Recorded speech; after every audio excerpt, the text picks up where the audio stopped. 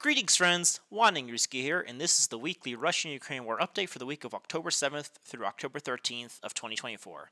And this week we have a couple of updates along the front, so let's get right into them. And this week we're actually going to start somewhere a bit different this week. We're going to be starting in the Toretsk direction, because this is where a lot of the big changes have happened this week. And it looks like the battle for Toretsk is now is reaching its climax and is about to end. They're still probably going to take a little while to clear this, maybe another month or two, but it is now have reached its climax, and it's, the Ukrainian defenses in Toretsk have almost collapsed. Now, the reason for this is because, while you might see there's still some parts of Toretsk, a lot of part of Toretsk still under Ukrainian control. These are all residential buildings, and besides this little mine right here, which might be another place they could hold up, most of the main heavy hitter defenses are falling to the Russians. And the two biggest heavy hitter defenses is this central high-rise building area and this mine right here. And what happened this week was that the Ukrainian defenses in these giant high-rise buildings have collapsed. The Russians have captured almost all of this, and according to pro-Russian sources, they are now battling right on this hill, this street right here, and they have reached this marketplace right here. And so basically the Russians have completely captured these high-rise building areas. Along with this, they're now pushing into this residential area and reaching this mine. And so, we see this here, where the Russians have also captured a bunch of these like two-story buildings right here. And so this was what was holding the Russians off from capturing Toretsk, but since it collapsed, literally, like we have geolocated footage of the Russians being there, the Ukrainians are in a very precarious situation. The Russians are also battling for the mining buildings, not that necessarily the Terracons itself, but right now the Russians are battling for these mining buildings, and the only thing they need to capture, the last thing they need to capture, is these Terracons. These are the last things that are holding the Russians back from taking the rest of Toretsk. So if they could finally clear out, finally push the Ukrainians away from, because some sources like this map says that this area is still being contested, this like the last part of the high-rise buildings. So pro-Russian sources say that it has been fully captured. But in either case, the Ukrainians don't have a stronghold in this area anymore, and according to pro-Russian sources, they have no hold of it at all.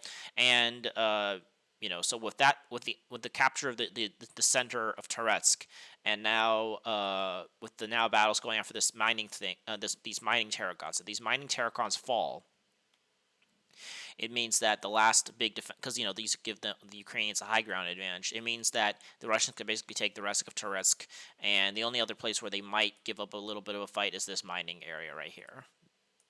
But it's like a smaller version, and it's like right on the northern outskirts here. So the Russians could take most of this, and then they just have to take this if they want to continue pushing north. So a big breakthrough into Toretsk here, and now we're reaching the climax here.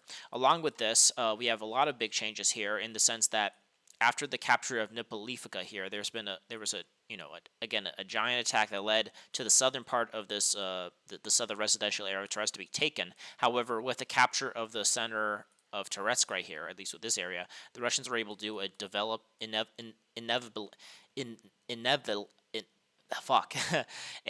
encirclement, and basically all the Ukrainians that were trying to defend these forests and this southern residential area had to withdraw to these mines. So this entire area was captured by the Russians, and now they are, this gives and right now the Russians are still battling and trying to reach the villages of Petrivka and Shirobrinka here, and the Russians are obviously battling for this marketplace right here. So obviously the goal here is to try to encircle the Ukrainians and squeeze them out of these Terracons. So that's where the Russians are going to be focusing. The Russians are going to focus on trying to capture this Terracon. And once they do that, then the rest of Toretsk will fall within, maybe 2-3 weeks after that. The main goal, in my estimation, for the Russians, and this will probably take till the end of this year, is that they're going to try to reach this area right here, and kind of have the link, have this river and the rail line be their defense in the west, and then have this rail line be their defenses in the east here. So they want to capture this area by the end of this year. And then after they reach that, they have two directions they could go to, which in my opinion, I think they're either going to go to the west here, move along this reservoir, and try to basically encircle the Ukrainians that are guarding, this northern direction right here. So, if the Ukrainians could reach, if the Russians could reach here, capture something like this, they could then move something like this, and then, have this entire area fall back, to this area. So then the entire, the defense will go something. So let me kind of redraw this thing. So that way the Russians could then have a defense that goes something like this. So this entire area would be captured by the Russians. Along with this, the Russians also will have the ability to start helping encircling Chasiv Yar from the south here. So from here, they could, advance, from here, and with the Russians already being on this, being in the Seversky Donetsk Canal, they could link up and basically try to capture this area right here. And then that way, from there, they could actually start encircling Chasiv Yar from the south here, which needs to happen with the capture of the village of Supshki here and these quarries to these little hills in the south of Chasiv Yar. So there's a lot. Once they capture the area I mentioned in Toretsk and the adjacent suburbs and villages, they have two options. They could continue helping encircle Chasiv Yar, or they could help clear out these northern villages here. So there's a lot of options with the capture Toretsk, but this will probably start. But they need to capture Toretsk first. So big breakthroughs in Toretsk. The Russians are, have captured more than 50% of this village, or not even village. This is a big town. This has a population, I think, of like 30,000. So it's a pretty big town. So we shall see how the Russians continue developing and how much more progress they'll have next week. Speaking of the Chasiv Yar I'm going to talk about the Chasiv Yar and Seversk direction, because this is where also some very interesting updates happen. So I'm going to combine these. So in Chasiv Yar, we still show that the Russians still have a foothold in the Novi district. This is the Novi district right here. And we saw that they advanced a little bit in this area. So the Russians still have a little bit of a bridgehead here. So they're still holding on, but they cannot advance into the center of Chasiv Yar until they captured the quarry here and the little hills at Skupshka in the south. Speaking of which, in the Seversk direction, there's been a lot of actually changes here, and there's a lot of things that are up in the air. A few things that are up in the air is that we had geolocated footage of the Russians raising their flags at the very end of Verkhomanskoye and in Grigorka of all places. Now, a lot of mappers changed their map, showing that the Russians have captured this entire area, and then also everything here.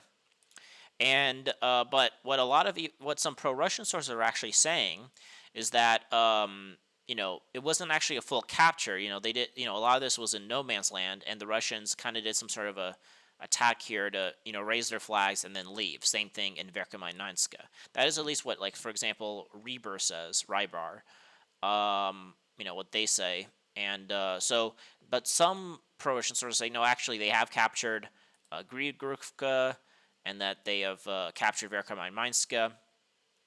And so we're still kind of trying to clarify the situation here. So, but if it is true that if it is the more optimistic scenario for the pro-Russian side, then this is a very breakage in the Ukrainian defenses in the Seversk direction. Because if Verkhomanskoye and Grigorka have fallen, that means that they could then do a pincer maneuver on the hill right here. This is actually the high ground, because here, let me actually bring up the topographical map here.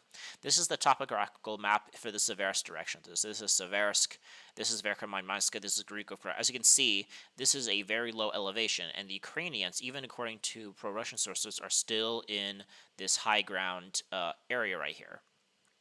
So even if the Russians have captured Grigorka and Verkhomanskoye, the Ukrainians are still on the high ground, and they could push them out. This is why I think that, if they want to capture these villages, they have to capture this hill in the middle here. This actually goes also double for what's happening in the Vimka-Spornia area. So the Russians have captured Spornia, and they actually have some positions in the high ground here, so that's why they're able to contest the Ukrainians for Spornia. But for Ivano-Dyrivka, Vimfka, they say they have captured these villages, but as you can see, these are on the low ground, and the Ukrainians are on the high ground here. So the Ukrainians, if you look at the where the Ukrainians still are, is that when the Ukrainians are in the high ground here, and they are on the high ground here, and so even if the Russians have taken these three villages, or have captured this village and this village, they are still on the low ground, and they could still be pushed out. That's actually why some sources are saying they actually have not captured Verkhonomainska or Grigivka, because the Ukrainians are still in these high right positions. So there's a bit of an unknown on what exactly the positions are. But some sources are basically saying that the Russians have entered Verkhonomainska, at least on the very eastern front, but they have not captured this fully. I kind of said this last week when they announced the full capture of Verkhonomainska, and the reason why is because I said that a lot of Russian generals, if you're on the Seversk front, you look at, say, the Pokrovsk direction, and you see them capturing a village every single day, and for you have not captured a single village in months. So you want to bring glory. You want to say, hey, I'm actually doing something. And then you see the Ugledar front. They finally captured Ugledar, and they want to make some noise here. But they it's not exactly it was more for PR movements, just like the Ukrainians sometimes do PR stunts. So we don't know the exact configuration of this map just yet. And just like here as well, we saw that the Russians have not captured the village of Vimka, which has exploded. They have only captured the rail station, which is right here. So, because as you can see, this is on the very low ground here, and so Russian control of Ivano-Dyrivka and Vimka is very contentious because the Ukrainians still have the positions in the high ground right here. So, if the Russians want to secure their gains, they have to take these two high ground positions, and only then will they actually be able to fully secure these gains in the villages, and then the battles for Seversk could start proper. So lots of changes in the Seversk direction. Not, at least a lot of information coming from that point. Let us now go to the, let's say, Ugledar direction. This is where we usually focused on, and there's actually been a lot of changes here as well. Let's first talk about, so the Ugledar section has slowed down, but there has still been some changes here. So, for example, the Russians are still moving north of Adana. They have captured this area right here. They have also captured this tree line right here. And so as you can see, they're slowly but surely moving from the fields from Adana and Ugledar towards Bogdanovka. This is the next goal for the Russians. So some small gains in the fields. They've also captured these fields right here to the east of Vadana. We still don't have any news from Katerinovka and Antonovka, if the Russians are battling for it or not. So we don't know if these villages are being contested just yet. So small gains in the fields. They're slowly trying to reach Bogdanovka. Also, though, the Russians have made a big push to the west and are trying to secure their flanks here, and they have actually captured the village of Zoltanino here. This is another capture of this village, and they probably have also captured this road to connect Novodonetsk and Zoltaninovka. This helps them continuously expand their flanks here, and just so they could have a better position in pushing towards the next, Ukraine positions in Bogdanovka, Novoukrayinka, and Sharktovsky here. So these are the three. This is where the Ukrainians are holding up.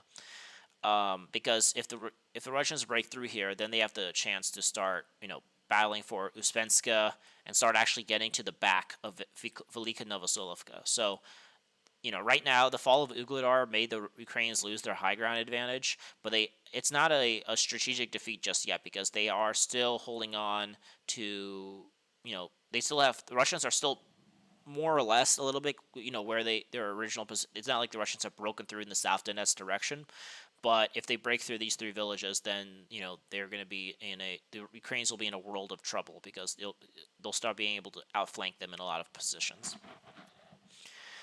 Along with this, let's continue talking about like the Zaporozhye direction. There's been no changes in the Kherson direction. However, there's been some changes in kind of this Zaporozhye direction.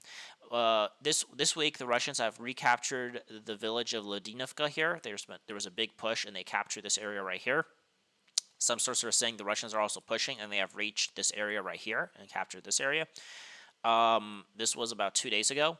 So a lot of Ukrainian sources are saying the Russians are actually gathering a bunch of troops in the Zaporozhye direction, specifically in the area between the Donetsk, the Donbass, and Zaporozhye. So kind of in this area. So this is where so usually when we talk about Zaporozhye, we talk about the more western side with Orekov and things like that. But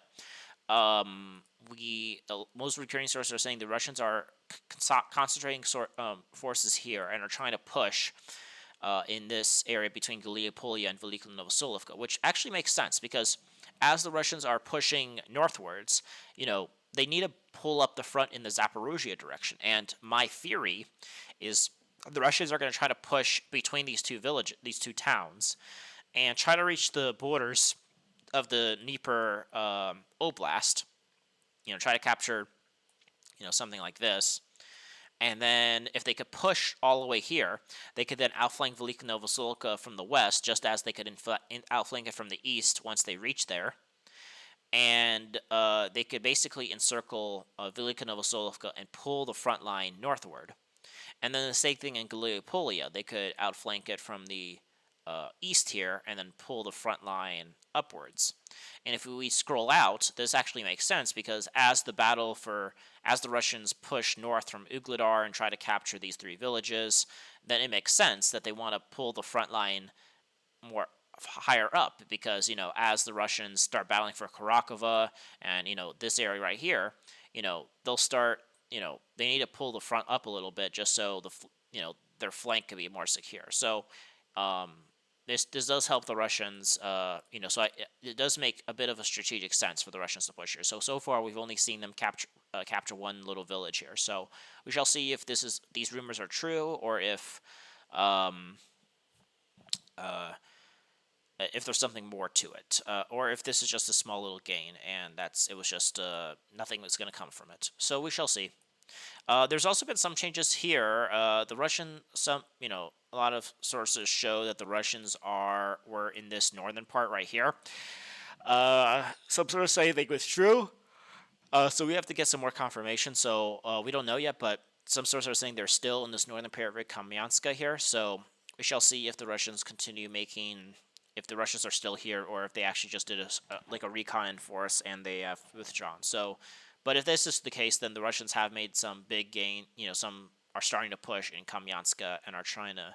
My guess is if they want to activate in the Zaporozhye direction and take Galiapolya, they also want to activate here and kind of reach this kind of canal here and try to take Orekov and basically take a big chunk of Zaporozhye, and then basically the only part of Zaporozhye they have left is Zaporozhye city, and then obviously the northern part of Zaporozhye. So they obviously want to pull the front line upwards, have something like this, be the new front line, basically. So we shall see if the movements in the Zaporozhye direction are a precursor to something or they're just small little movements. Then let us go to now the Pokrovsk direction, where the Russians this year had the most progress, and there's been some progress here this week as well. As we mentioned, the main focus has been in the southern direction here, and the Russians have made some gains here, slowly but steady. First is the complete capture of the village of Tuzridnica here. We have some geolocated footage of the Russians basically finally controlling most of these farms here. Some pro-Russian sources are advocating all these farms. And so, we do know that at least the residential area itself has been captured by the Russians. And now the big clashes are happening in the western part of Islaminovka and Novoselidovka here. So this is where the big clashes are going on. The Russians have control of this little farm, Tuzridnica, and the Ukrainians are holding on to these two villages because if these two villages fall, then there's really nothing in the way of cutting off the last line of supply for the Ukrainians in Gernik and Kurakivka here. So the Ukrainians are trying to hold on to these two villages with all their might. But so far, but they have been holding on for about a week now. So, they have not allowed the Russians to establish themselves in these two villages, but the Russians have finally captured this village right here. Um, so speaking of the encirclement of these two towns here, the Russians have finally broken through and have captured the village of Ostrivka here. So most sources say that the something like this is kind of the situation on the ground at the moment. Obviously, they have the Vuchka River guarding themselves in the north, and then obviously they have this river right here. So they have with the capture of Ostrivka, which we have geolocated footage of. They have cut off the southern line of retreat towards Karakova. So now the Ukrainians have to use the northern part, and they could still use it. But obviously, if the Russians are, say capture these two villages and start moving southwards, right? Then this last line of defense will be very precarious. So the squeeze on these two towns is growing more and more. Along with this, the Russians are now battling for the center of Maximilianovka. They have captured more parts of it, and now they're battling for the center of it. And obviously, with the capture of Ostrivka, they're probably going to try to advance to the north of it, to the south of it, and then try to capture Maximilianovka completely, and then try to hold this position as the Russians move southwards from the north here. The Russians are also still clearing the Nevesky pocket. They are moving along the Vuchka River. They have captured this part of this small this area right here. This has some buildings here, but they captured it. And so the Russians are slowly but surely trying to clear up the rest of these fields here. So we shall see. The squeeze on here is growing, but it's slow. But that's kind of what we're expecting in this war. Speaking of encirclements, the encirclement of Selidova is still ongoing, slowly but surely. The Russians have pushed a little bit to this area right here, and they are trying to cut this road right here, and then ultimately reach Vishana right here. That is the goal, because the goal is to cut off the Selidova from the south here, and then also move from the north here and reach this intersection right here. So obviously the goal is to encircle Selidova from two sides, and there's been just small progress in that arena, but there is some progress to be reported. Along with this, we have finally got confirmation that the Ukrainian, this area right here, as we expected, was not completely captured by the Russians. This is still contested. Because if they did capture this, then this would have given the Russians a giant high ground advantage in Selidova. So this mining area is still contested, which explains why the Russians were not able to break through into Selidova itself. But we do have still have battles going on between kind of Selidova here and Mykolaievka here. So this is the Russians have this this area complete, and then Ukrainians are in here, and then they're battling kind of right here. This is kind of where the battle spots are happening. But right now, the Russians aren't going to attack Selidova directly. They're going to try to encircle it. Speaking of the Pokrovsk direction itself, the Russians are still pushing westwards. Right now, in the more northern area of that, the Russians have continuously are pushing into Lysychivka here, and have captured this area right here. So this is, the Russians entered the outskirts of Lysychivka last week, and they have continued pushing towards it. And the goal is to continue pushing this way and capture Suchki Yar as well. And with the capture of these two villages, they could continue pushing towards, help secure the flanks here as the Russians try to, because obviously, as we mentioned here, the Russians are trying to reach Vishana and Grigivka and try to basically cut off Selidova. So if this is where the Russians want to go, then the Russians have to secure this northern direction here. And in order to do that, they need to reach, kind of at least this area. So they need to take Daksonetsky, Lysivka, and Suchka Yar, so kind of secure themselves here. And then ultimately, they're going to try to reach this rail line right here as well, because this gives them a very good defensive position. So they're trying to improve their positions here. The Russians also have some small little gains in the northern part here. They have captured more parts of of Mykolaiivka right here. And they have also fully captured the town of Grigorivka. This was confirmed by the Russian MOD, so they've captured kind of the last remaining little houses in the north here. And so now sources are saying the Ukrainians have fallen back to Promny, this mining area, and these fields right here. So small gains here. Right now the Russians aren't going to assault Minigrad directly. They're just trying to improve their positions in the defense as they push in the west and the south. So, yeah, so small gains in the Pokrovsk direction. The Russians are making slow progress in their goals. We already went over what their goals are, but no big breakthroughs. But it is, again, these small gains accumulate over time, and so this will lead to big gains for the Russians. Eventually. Let us now go to the Kupiansk and Liman front. There's been some small changes there as well. No changes in the Liman direction, actually. The Russians are still slowly but surely trying to reach Novodorovka here after the capture of Nevsky and Makivka. We talked about how they're advancing through the fields and moving south, but there's been no really big changes, so we'll continue monitoring. The Russians are slowly trying to reach Klosnovka and Krotorivka here, but they've not actually captured these two villages just yet. So we shall see how that gains. So, the Russians are, I think securing their positions here, securing their positions around the Pashana flower, but only small gains in the kind of this area. Where they've made some more gains is in the kind of this northern direction here between this area. They've captured this area between Tabivka and Klishevka and Klotorovka, which is a good progress to help secure this area right here. So they made some small gains here, improving their positions in the north here. But the main goal here is to obviously reach the Osko River and finally split the Kupiansk and Liman fronts in half. But they've only made small gains here. Where the Russians have actually made a big breakthrough in the Kupiansk direction is here. So the Russians have fully captured Sinkovka, and not only that, they have actually reached the village of Petropavlovka, and they have captured the northern part of Petropavlovka. This is a big deal. If the Russians could hold here, and they're also pushing eastwards here, and they've captured these fields to the east of Simkovka.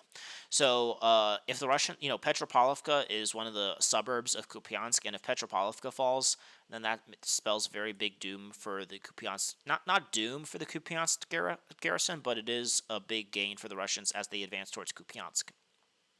So obviously the Russians are going to try to capture, everything here and advance into the center of Petropavlovka, and then continue. And then if they could continue pushing, they could then try to take everything to the north of this highway, and then after that, they'll have a very good position to try to push towards start assaulting the suburbs of Kupiansk itself. But let's not get ahead of ourselves. Let's see if they can continue pushing towards Petropavlovka, or if it's going to be another grinding battle like Sinkovka. So we shall see. But this is a very big gain for the Russians, and this could accelerate their gains towards Kupiansk. In the Kharkov direction, the Russians have recaptured the aggregate plant. This is the plant right here. They have re-raised their flag here, so they recaptured it. So yeah, but no other changes in the Kharkov direction. And where there's actually been a ton of changes, actually, is in the Kursk direction. So usually, the saying, "Save the best for last." The Kursk direction is where the Russians have made another big offensive. So we talked about in September, about a little less than a month ago, I believe, the Russians made a counteroffensive in the Kursk direction. And in this counteroffensive, they basically retook, Stakhnovsk and these villages and this village, and they reached basically this entire western Kursk area was captured by the Russians, but the Russians got stopped in Lubovka and in kind of this main direction right here. However, so the Russians were stopped, and however, the Russians made another big offensive this week. And this week, the Russians basically are liquidating the northern part of. So they liquidated the western part, and now their goal is to liquidate the northern part. They basically made a big push and captured the village of Zelina Shilovka here. They have geolocated footage of the Russians being here, and they have basically made a giant pocket in this. The Ukrainians were in Ologovka here and all these areas right on the outskirts of Koronovo, but because the Russians made a giant breakthrough, the Ukrainians had to retreat. But they captured a lot of Ukrainians in this area, and they have recaptured Ologovka. And basically, any threat to Koronovo from the south and from the north has been eliminated. And one of the main goals of the Ukrainians have now been dashed. The Ukrainians are also encircled in Lubovka and Toretsk here. There's actually a bit of a encirclement happening here, and the Russians are right now battling for Novanonovka here. If the Russians could liquidate the small pocket here and take Novanonovka here, then they could start linking up with the Russians that are actually starting to push from the northern direction here, moving along this rail line. They're trying to push towards Malinovka and Novoshelivka here. If the Russians could reach here, the Russians could then push through this area and liquidate this entire pocket, and then kind of have the front line go something like this. And then if we scroll out, if the Russians could accomplish that goal with this counteroffensive, then the front line will go something like this. And then at that point, the only thing that's left for the Ukrainians is the Suchka garrison, which is the eastern part. And then I think once that happens, the Ukrainians will try to hold off the Russians. The Ukrainians have a lot of good positions guarding Suchka from all directions, and so it's going to be Suchka is going to be a big tough nut to crack for the Russians. But the Russians have taken the western defenses. The Russians are now taking the northern defenses of Kursk. And, maybe by the end of the year, they might start encircling Suchka. So we shall see. Russians might be able to fully liberate Kursk. So we shall see how the Russians develop their offensive. But this is a very big gains for the Russians. Lots of recapturing of a lot of areas. So yeah, that's the end of this video. Hope you guys enjoyed. This week there was, the Russians are continuously pushing and trying to achieve their goals in all the directions. But again, we're back to the slow and steady pace of this war, and but still, the Russians are still making gains. So that is the end of this video. Hope you guys enjoyed. Be sure to like this video and subscribe to my channel if you want to continue receiving these weekly Russian-Ukraine war updates. Be sure to comment your thoughts, and I hope you guys have a wonderful day. So aim high and wander on.